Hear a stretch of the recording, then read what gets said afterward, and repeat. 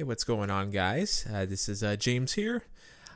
So I wanted to make a video just discussing almost in like a documentary style video of my gaming life in 2021. I'm living in an apartment downstairs. I have my own gaming space, I guess you could call it.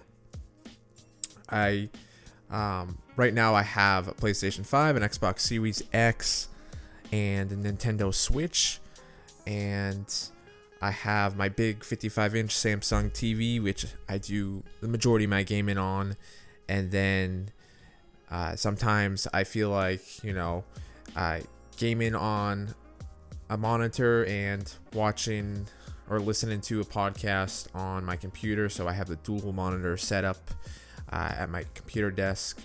So a lot of times I'll switch between the TV and the monitor, so it's kind of nice. I have these two HDMI switchers for my Xbox Series X and PlayStation 5, which allows me to go back and forth between monitor and big screen TV. But I like the setup I have right now, and I'm very fortunate to be able to have both a PlayStation 5 and Xbox Series X, and of course a Nintendo Switch, but I mentioned PlayStation 5 and Xbox Series X because of how difficult they've been to obtain due to scalpers and just the worldwide pandemic and the chip shortages have made it harder to get the new consoles. But I was lucky enough to get the PlayStation 5 on launch day last year. I believe it was November 12th. And, I've always really been a PlayStation guy. I grew up with PlayStation, and I knew I really wanted to get the PS5 at launch, and I did. I'm a little bit ashamed to say this. I did buy the PlayStation 5 on eBay from a sculptor, and I paid, I think, $800 for it, which at launch, I know that's $300 over the standard retail price, but I think that was a good price considering it was launch, and a lot of the consoles at launch on eBay were going for over $1,000. But I mean, do I regret buying the PS5 at launch? I don't think I regret doing it. I just don't know if I would recommend buying a PS5 at launch for over $300, the standard retail price. But for me, this is the way I look at it. I'm such a hardcore PlayStation guy, and I have been for a long time. The amount I use a PlayStation 5, I would probably spend $1,000 for one because I use it all the time. It's, I probably use my PlayStation 5 more than any electronic device besides my cell phone. But maybe not. I mean, I don't know. It's definitely up there. So when I got the PlayStation 5 on launch, the thing that stuck out first was just the sheer size of the console. It is massive, and it really brings me back to the fat PS3, which I got the fat PS3 back in 2007, and I don't mind the big size of it, and I don't mind the shape of it or the form factor of it. I know some people have an issue with it. I think it actually looks kind of cool. It looks very futuristic. I do like the white. It's kind of a nice change. I mean, for so long I'm just used to the standard black box, which, I mean, I thought the PlayStation 4 was a good looking console. I had no issue with it, but I think white looks like futuristic. It makes electronics look more futuristic, and I've never had a white console before, so I kind of like the unique design of it, and it does really stick out. And I know some people don't like the design, but of course you can change the colors with custom faceplates from third-party companies, which Sony's trying to crack down on, but that's another story. But no, I like the design of the PlayStation 5. It's big. It probably, if I had to guess, it probably weighs over 10 pounds. I mean, the console is just huge. And, getting back to what stuck out to me, it was also just the new controller. And again, I like the look of it. It looks very futuristic. What struck out to me the most the first year of PlayStation 5 was that DualSense controller, because it really does feel like a step above previous PlayStation controllers coming from the DualShock 4. And, it has new additions like haptic feedback and adaptive triggers. And I think it really does add an extra dimension to games, and it makes the experience kind of more engrossing, more immersive. And the game you gotta try out to really test out the DualSense is Astro's Playroom. And it's really, it's a platformer, but it's really a tech demo for the DualSense. And maybe I should explain the haptic feedback, or the adaptive triggers. I should say, they can adjust the amount of resistance they have. So, like, if you're using a bow, when you pull back on the trigger, you can feel that resistance because a bow is very, tight. It's very, you have to really pull it. So it adjusts the amount of resistance, and depending on what weapon you have in a game, it will adjust. And, the haptic feedback is to do with the vibrations in the DualSense controller. So the vibrations will feel different depending on what you're doing. So if you're like driving a car into mud, it'll feel like you're actually driving in mud, whereas you're just driving on a standard road. It'll feel different, and it'll be less resistance. And or if you're walking on ice, there'll be a little bit different feel to the vibration of the controller. And the DualSense, it really depends on how much developer of a game wants to utilize it. Some games don't really utilize it that much, and then some games use it a fair amount.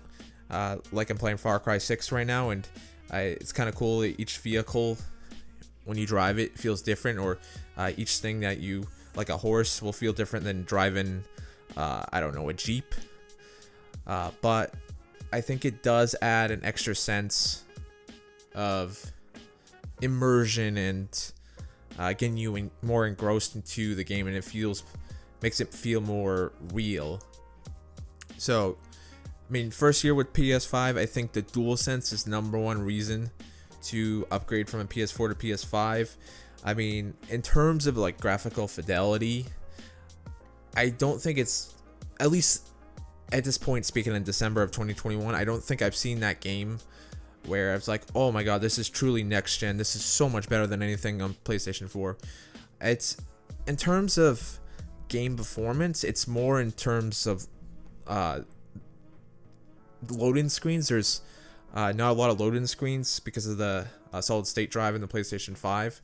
And games just load so fast now, where it's like it doesn't even feel like games are loading. And I would also say it's nice to have pretty much the majority of games I play on PlayStation 5 that are native to PlayStation 5 are in 60 frames. And of course, there's PS4 games that have been upgraded to PS5 to run in 60 frames. And, the PS5 is backwards compatible with PlayStation 4, which is nice. We didn't have that with the PlayStation 4. It wasn't backwards compatible with the PlayStation 3. So it's nice to feel like I don't have to go back and forth between the PS4 and PS5. And it's kind of funny. I would say the first year PlayStation 5, I probably spent more time playing PS4 games than actual PS5 games. But there's been a few games I played natively on PS5 that I really enjoyed. Like I just mentioned before, Astro's Playroom. I would say that's the first thing you got to try out when you first get your PlayStation 5. I got the Platinum for it. I really enjoyed it. Then I would say Ratchet and Clank Ratchet and Clank Rift Apart. And I've always was kind of a casual Ratchet and Clank fan before this year's iteration, and it's a really fun game with great variation in guns and gameplay. And I played it on the harder difficulty, which I'm glad I did, because I thought the game was a little bit too easy on a normal difficulty.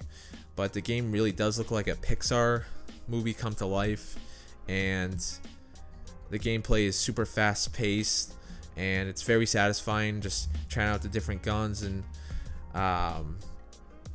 And you play, it's a dual protagonist game with obviously Ratchet and Clank are obviously two of the protagonists, but you have Ribbit, who's a new addition to the cast. And yeah, I really enjoyed the game. It's charming story, it has a charming story to it. And and I think it's a good game to play when you first get your PlayStation 5, that with the Astro. And of course, we got to talk about Miles Morales, which I kind of hinted at before there. Spider-Man Miles Morales, I got the platinum for that as well. And I should mention I got the platinum for Ratchet and Clank Rift Apart. And I would say Miles Morales doesn't feel super different than the 2018 version of Spider-Man, but it definitely feels a little bit more fine-tuned. And it's not like strikingly different in terms of the graphical presentation, but it definitely, I would say, it looks a tad bit better, and has ray tracing, and there's all these different graphical modes which Ratchet and Clank also had, which of course Ratchet and Clank and Spider-Man are both developed by Insomniac, which they're really the MVP developer of the first year of PlayStation 5. So yeah, it's kind of cool. You have all these graphical settings. You have like performance, ray tracing, which you can get 60 frames and ray tracing. I think it was like 1440p resolution. Then I think you just have performance, which is just straight up 60 frames without ray tracing, and I'm not sure what the resolution is on that. And then there's fidelity, which is 30 frames per second, but I believe full native 4K. So they had these graphical options for both Spider-Man and Ratchet and Clank, and I think it's kind of cool that you're seeing more games give you that option. And I was never really much of a believer in 60 frames. Like I would say until like last year, I really didn't think there was much of a difference between 30 and 60. But now that I've played a lot of my games in 60, I do think I'm starting to understand why a lot of people prefer 60 over 30. And I think going forward, I'm probably going to pick performance modes for games, and I'm always going to do 60 frames. If I can get 1440p 60 frames, I'll take that over 4K 30. Yeah, so I really did enjoy Miles Morales. I've always been kind of a casual superhero fan, but that game came out on launch day of the PlayStation 5, and I wouldn't say to a standard gamer that's a system seller, but if you're a hardcore Spider-Man fan, I definitely think it's a system seller. But yeah, it's a very fun, fast-paced game, just like Ratchet and Clank. And I got the platinum for that. I think I just mentioned that, and it was fun to go through and get the platinum for that game. But other than that, in terms of native PlayStation 5 games, I haven't played Returnal. I know a lot of people are high on that, or at least some people are not crazy about the game. But I know people find Returnal, the gameplay loop, to be very satisfying, and I know it's a very challenging game. I don't know if I'm going to try out Returnal. I don't know if it's my type of game. I don't think I've ever played a roguelike game before, but the gameplay does look very fun, and it looks very addictive. But I'm kind of turned off by the roguelike nature of it, but I think I need to give it a try. So I may or may not play Returnal, we'll see. For the first year of PlayStation 5, I don't know if there's really a system seller for this console, but I think there's a lot of good games. And you got to keep in mind also that Miles Morales is also on PlayStation 4, so you don't need a PlayStation 5 to play Miles Morales. But there's a lot of games to look forward to coming up on the PlayStation 5, like Horizon Forbidden West, God of War Ragnarok, Spider-Man 2. But at the same, I say that, but I also am realizing that those games will also be on PlayStation 4. Well, Ragnarok and Forbidden West will. I don't think Spider-Man 2 will be. But you have Wolverine. You have, you just have all the PlayStation studios that, Sony has and owns and will likely deliver on quality games like Naughty Dog, Santa Monica, Sucker Punch. So, I mean, I think if you're looking long term, I think the PlayStation 5 will definitely have their system sellers at some point. But right now, speaking in December of 2021, I wouldn't say there's a system seller. And by the way, I should mention Demon's Souls. I did play Demon's Souls for a short time. I just don't know if I'm much of a Souls or Bloodborne or Soulsborne fan, whatever you want to call the genre. I tried to play. I played Bloodborne in the past, and I did get by it once. But after that, I was kind of just, I didn't want to play any more of it. I didn't want to do New Game Plus. I just don't know if they're my cup of tea, and I understand a lot of people are big fans of those games. They have a rabid fan base, but I just don't know if they're it's my cup of tea. But, to each their own. So transitioning over to the Xbox Series X, I got that. I didn't get that at launch like the PlayStation 5, but I did get it in July. Luckily, I didn't have to buy it off eBay this time, and I just got lucky and saw on Twitter that it was available at Best Buy. So the second I saw that, I decided to jump all over that. And the reason why I was compelled to buy an Xbox Series X, and I should mention that this is my first Xbox I've ever owned, is just I feel like Xbox and Microsoft are finally gonna have a first-party output that can compete with PlayStation. And that's why for the longest time it was just, Halo, Gears, and Forza. But now you got so many studios that they bought in recent years, like Double Fine, which I just got by, Psychonauts 2, and I really enjoyed that. I understand it released on PlayStation 4 as well, but future Double Fine games will be exclusive to Xbox. And of course, we got to talk about Bethesda, which, that's a massive acquisition. I think they bought them for 7.something billion, 7.2 billion or something like that. Of course, they make a huge publisher and developer who developed Elder Scrolls games, the Fallout games, and they own a lot of developers that have made, what is it? The developer that makes Doom. I'm not too much into Doom, but they own the developer that makes Doom, and there's a lot of developers that Bethesda owns, and they publish a lot of games, but they don't only develop games, they publish a lot of games too. And then of course they got Starfield coming out, which, a lot of people are saying it's gonna be like Fallout in space or Skyrim in space, which I enjoy Skyrim. Skyrim is one of my favorite games ever, and I played Fallout 4 back in 2014 when it came out, and I enjoyed it. I know the game gets a lot of criticism, but I thought it was a decent game, and I like how immersive those types of games are. You really get lost in those worlds. That's really why I decided to finally buy an Xbox, was because of all the studios Microsoft was acquiring. And I've wanted to get an Xbox for a while. I do really like Halo, and I'm playing Halo Infinite, the beta right now, the multiplayer beta, and I'm really enjoying it. I think the gameplay is very fun and satisfying. I used to play Halo growing up with my friends at their houses, so it's nice to be able to now own an Xbox and own Halo and be able to play it on a regular basis and not have to rely on going to a friend's house to play it. But it definitely feels like a modern take on Halo, and I'm looking forward to the campaign, which hasn't come out at the time I'm speaking here.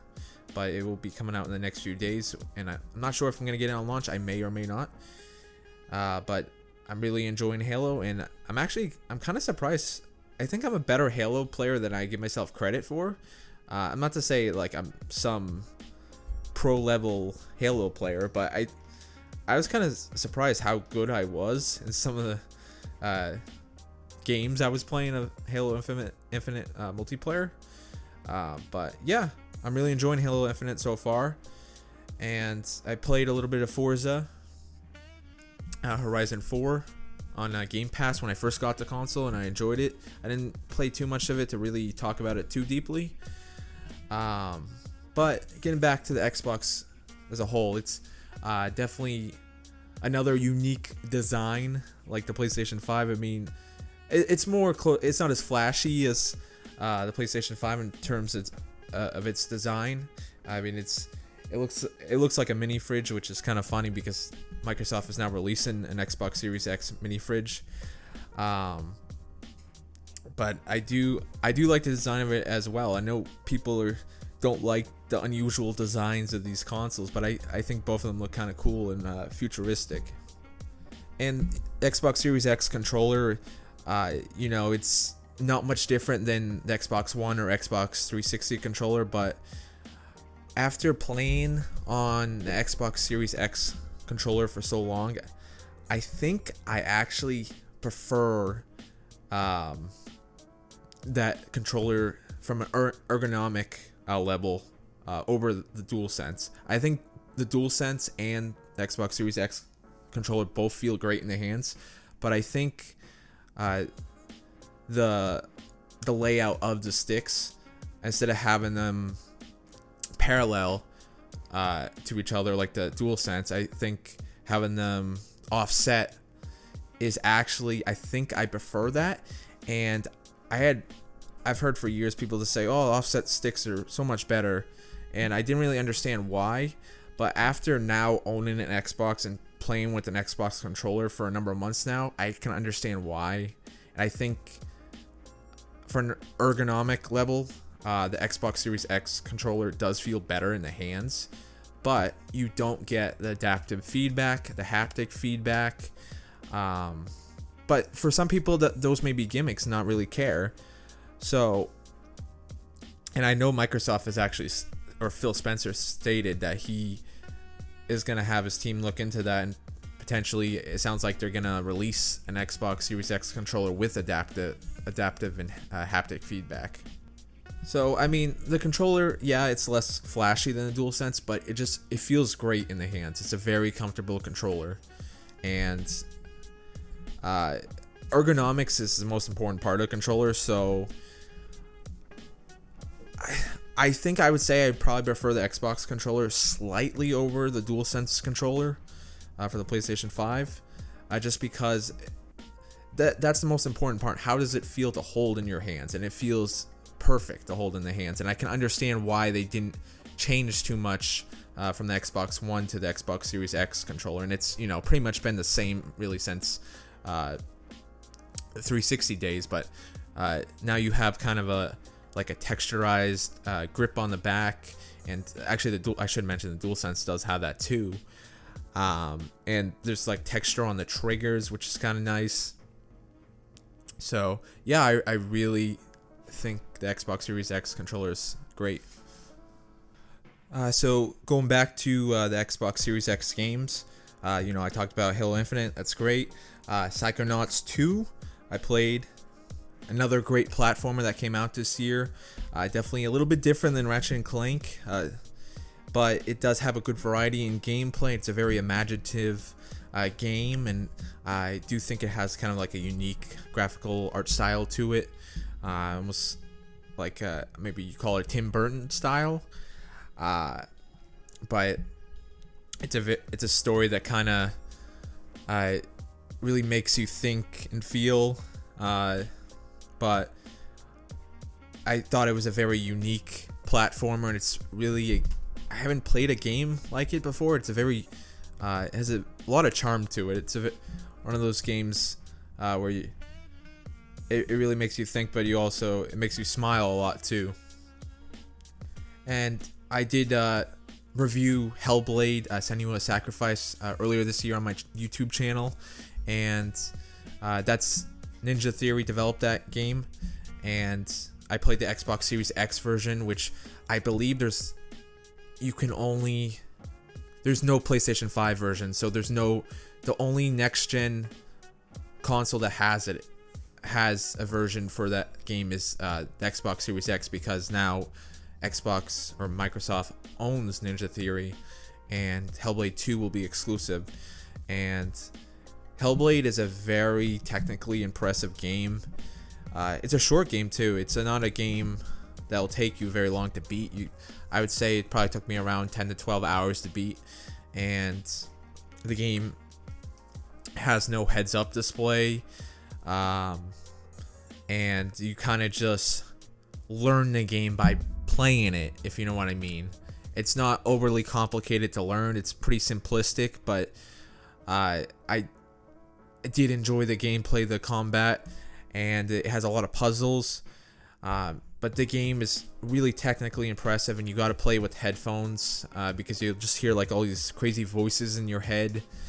And it's a dark game for sure, and it's really a game that tries to really immerse you. But yeah, I mean, if you want to hear more about Hellblade, I can link my review in the description of this video.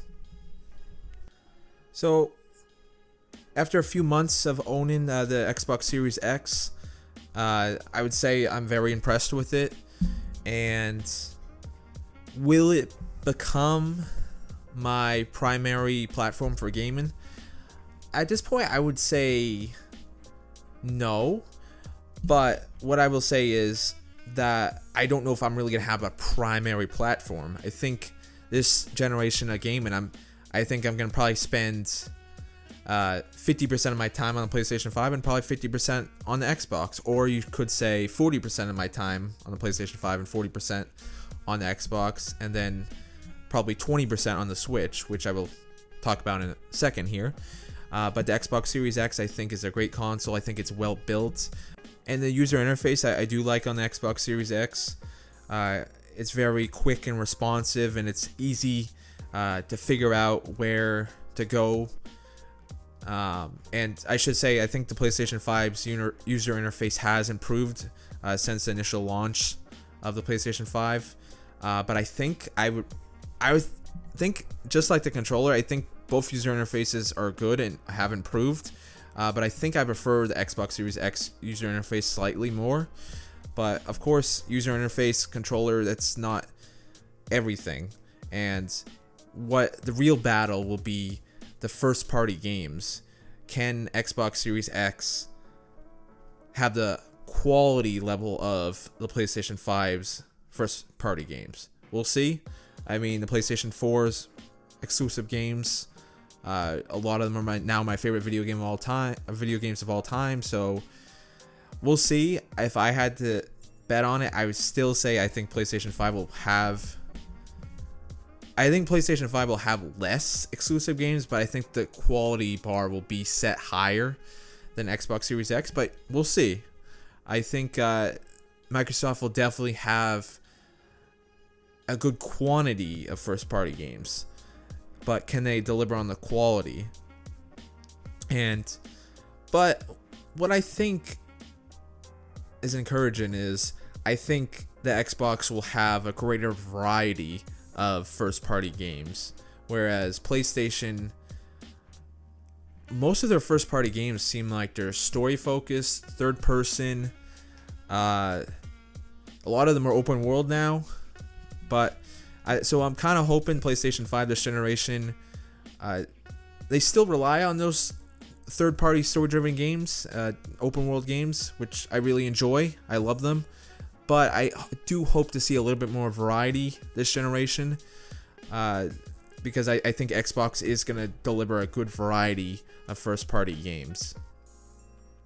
So yeah, Xbox Series X, PlayStation 5, I think they're both great consoles, but I don't think either of them are consoles you have to rush out and buy right now. I think you can get away with waiting at least until next year to get them. Okay, and last but not least, the Nintendo Switch. So I got the Nintendo Switch back in, I want to say 2019, and this is just like the Xbox. This is my first console that I've gotten from Nintendo, and what really attracted me to the Switch was its hybrid build. I think being able to dock it and play it on the big TV and then take it out and play it in portable is awesome, and I wouldn't mind to see Xbox or PlayStation try to do something like that. But of course, Xbox and PlayStation have remote play, they have cloud gaming, so I guess that's kind of their answer.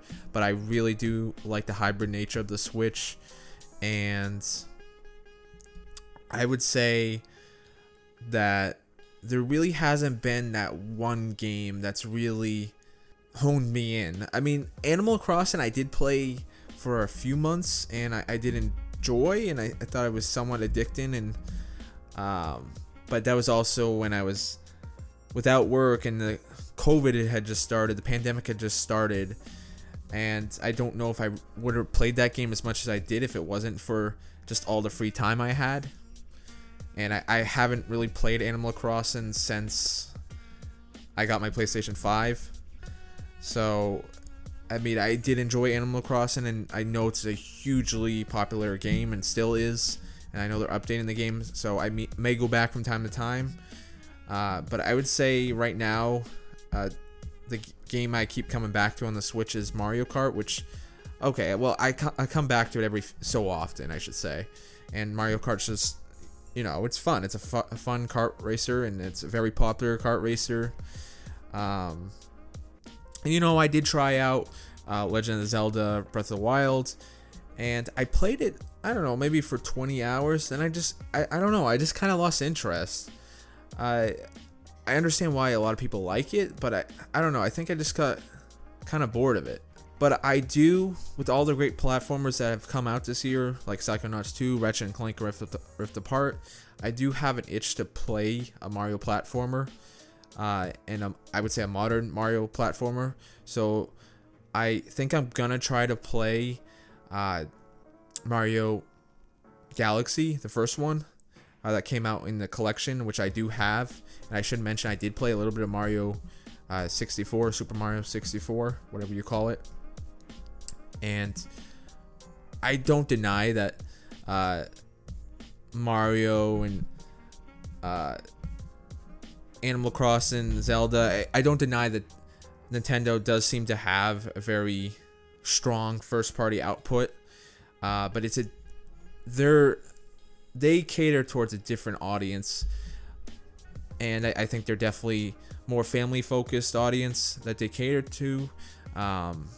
But they just cater towards more gamers who just want a more lighthearted, casual experience, and there's nothing wrong with that. I like having those more lighthearted, more casual games to play, and just relax to. I don't always want a fast-paced, dark, heavy game, you know. But I do want to try to jump into more Mario platformers, and I think I'll have fun with them, and I'll try out Mario Galaxy, and I'll try out Mario Odyssey probably at some point. But I don't know if the Switch will ever become a console that I play hundreds of games on, I don't think let's put it this way, I don't think it will ever become the console I play the most. But I think it'll be a console that'll be fun to just jump in from time to time, and if you know you're having people over and you want to play Mario Kart, it's just a good console to just quickly jump into and play and have fun for just a few minutes. But I think I'm more invested in the PlayStation and at this point Xbox ecosystem. But I don't think the Switch is a bad console. It caters towards a different market, and I think Nintendo, Xbox, and PlayStation they all kind of cater towards different markets, but different target markets. But I think Xbox and PlayStation are definitely more similar. But my point is, I think all three console manufacturers are appealing to me at this point, and I think both are doing well. They're all seem like they're making a good amount of money. They're selling consoles, even Xbox, which came in last generation, seems like they're selling more consoles now, and I just think all three of the major manufacturers for video game consoles are doing really well right now, and all of them seem appealing to me at this point, and I can't always say that that's been the case. Okay, so now I kind of want to transition over to what I would call maybe my gaming rituals and habits. So this year I decided to go back to buying physical copies of video games, and from 2014 to really, I want to say 2019 or 2020, I bought, I would say 95% of my games were digital, and of course most of those games were from my PlayStation 4 because that's the console I played the most last generation, and I didn't get to Switch until 2019. But I decided to go back to physical games just because I think there's more of a sense of ownership in owning physical games, and I like collecting the games and seeing the box art and seeing it on my book stand, or I just like collecting them, and I don't really mind if I have to change out the disc. I know digital is very convenient. You don't have to change out disc. You don't have to go to a store to buy a game. You don't have to wait for it to be delivered from Amazon. You can just download it right on your console and wait for it, which I get. But I think part of me realizes that physical games are probably eventually going to go away, or they're going to be very limited. And I think we're already starting to see that. I feel like we're seeing more and more games that are just releasing digital only. I mean, the major AAA games will still release physically and digitally. But I kind of want to just, as long as physical games are around, I kind of just want to collect them and enjoy collecting physical games. And maybe eventually I'll have to go back to digital games, but it is what it is. And of course, with the Xbox, we have Game Pass, which is hugely popular at this point. And I was a subscriber to it when I first got my Xbox. But of course, if you subscribe to Game Pass, that's digital games you're getting access to. And there's no doubt Game Pass is a great value, and it's a huge library of games you're given access to for a minimum of $10 a month. And you get all the major first-party games from Xbox, and you get a bunch of third-party games as well, and backwards compatible games like Xbox 360 games and Xbox One games. But I think it's also that it's not only that I wanted to just buy physical games, and that's why I unsubscribed to Game Pass. It's also I was just kind of overwhelmed by the amount of choices, and I'm someone that just likes to play typically 1 to 2 games at a time and really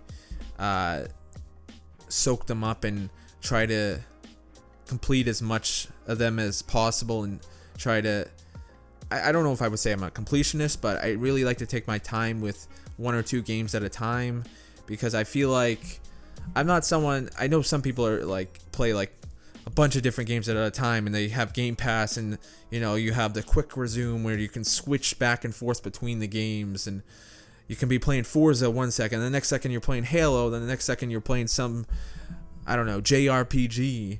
And I don't operate like that. I feel like if I did that, I wouldn't be able to appreciate anything I'm playing. I got to take my time with the game and try to soak it in and appreciate it, because I wouldn't find that enjoyable. If I'm just playing 100 different games, but none of them, I don't feel appreciation for any of the games. It's just, and I don't really understand any of the games I'm playing. That's the thing. I want to understand the mechanics of the game. I want to get lost in the game, and I want to evaluate what the developer made in their game. So yeah, I mean, that's with Game Pass. I found that I would just download a bunch of games, and maybe that's a me problem, and I should just say, maybe just download 1 or 2 games at a time. But the pace I play games, it's like there's sometimes where I will spend 3 months with one game, and if that's the case, why should I subscribe and have all these games that I'm not playing when I'm just going to play one game? And I probably still am spending more money by buying just a few physical games a year. But I just like the sense of ownership. I like collecting physical games, and I it's not even trading in. I don't really want to trade in my games. I kind of just like collecting them, and even if I don't like the game, it's still like added to my collection, and I don't know. It's just something satisfying about that for me. Okay, so another gaming ritual or habit, whatever you want to call it, I want to talk about next is trophy hunting. And I first earned a PlayStation Network or PlayStation trophy back in 2009. I believe the first Infamous was my first trophy I ever earned. And I wouldn't say I was like a trophy hunter until I got my PlayStation 5. And when I first got my PlayStation 5, I had 1 platinum in the over decade plus. And I believe that platinum was actually The Walking Dead, the Telltale series, which great game, by the way. You should definitely play it if you haven't played it yet. But I kind of realized that I think when I got my PlayStation 5, I was looking back at the amount of PS4 games where I just dabbled in and didn't really play too much of, or I didn't complete.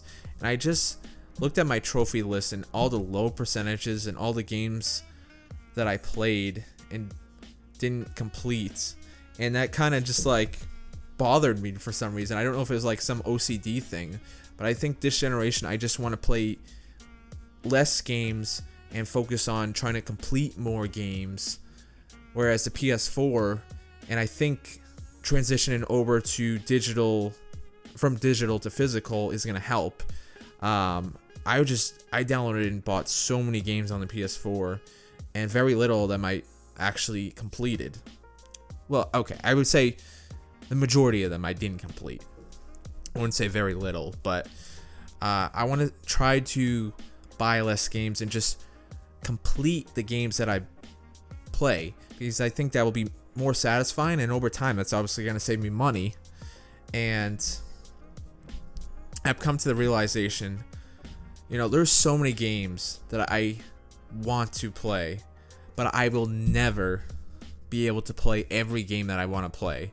It's like saying, in my lifetime, I'm going to read every book that I wanted to read. If you're like a hardcore reader, or if you really like movies, I'm going to watch every movie that strikes my interest. Like, no, it's not possible, especially with video games nowadays, where a lot of video games are like 30, 40, 50, 60, 100-hour experiences. So I want to play the games that I know will pique my interest the most, and I know I will like, because at this point, 26 years old, I've been gaming, for close to 20 years at this point, I would say, or at least console gaming for 20 years.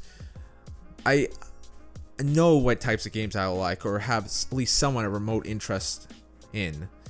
And of course, from time to time, I will want to try out new things. But for the most part, I know what types of games I'm into before I buy. So getting back to the trophies, I want to try to complete more games, and getting 100% or getting the platinum is an indication that I did that, and I feel like I'm being rewarded. There's more of an extra sense of satisfaction in getting that platinum trophy, or getting that 100% on the trophy list. And I've gotten 5 platinums since the PlayStation 5 came out, and that would be Astrobot, Miles Morales, Spider-Man Miles Morales, Ghost of Tsushima, great game, outstanding game, Last of Us Part 2, another great PS4 game, and Ratchet and Clank Rift Apart. So I haven't got a platinum since Ratchet and Clank Rift Apart in the summer, so I'm not sure what game will be next. But I enjoyed getting the platinums for all those games. I especially Ghost of Tsushima and Miles Morales. Last of Us Part 2, I love The Last of Us Part 2, as you know if you watch my channel. But I think the most satisfying platinums are platinums with open world games. But not to say I love The Last of Us Part 2, but I think I think that was the least enjoyable platinum of the 5 platinums I've gotten since PlayStation 5. And as far as achievements on the Xbox, I definitely like to see achievements, but I don't feel as obligated to get 100% of the achievements on the games I played on my Xbox, and they don't really have like a platinum trophy or a platinum achievement that indicates that. It's kind of, they show you how many achievements there are in the game and how many you collected, and I think Phil Spencer has said in the past that they're working on updating the achievement system to incorporate that. I mean, I've never got I haven't played too many Xbox games, and I haven't got 100% on achievements on any games yet, but I definitely think I prefer trophies, and I think trophies are just more satisfying when you hear it just ding and you see a bronze or a silver or gold or platinum. I think this is something in your brain. It just feels better to earn a trophy to me. But I'm glad Xbox has at least somewhat of a similar system, and I don't know if I'll ever become an achievement hunter, but at this point I'm okay with that, and I will honestly, I've been thinking, like, if a game has a bad trophy list, a multi-platform game has a bad trophy list on the PlayStation, I may just get it on Xbox so I don't have to worry about trying to collect trophies for a bad trophy list on the PlayStation 5. So I don't know. I guess I'm just kind of OCD like that. I want to see higher percentages on my trophy list for the PlayStation 5 generation. All right. So other than that, there, guys, I think I'm gonna end the video here. But I just wanted to, just talk about my gaming life in 2021. Give you a status update on the consoles and games, and the ways in which I treat my games and how I play them. I hope you enjoyed this. If you could leave a like, subscribe, comment, that'd be great. But I'm looking forward to 2022. It looks like it's going to be a great year with Horizon Forbidden West coming out, God of War Ragnarok, and other games, which I don't know why I can't think of any other at this point, but I'm looking forward to those 2 games a lot, and I know there's a lot of games coming out next year, so I think 2022, because a lot of games in 2021 were delayed to 2022, will be a great year in gaming. And I think 2021 overall wasn't the worst year in gaming, but I don't think it was the best year in gaming either. But other than that, I have nothing else to say, so I'm going to wrap it up here. Have yourself a good one there.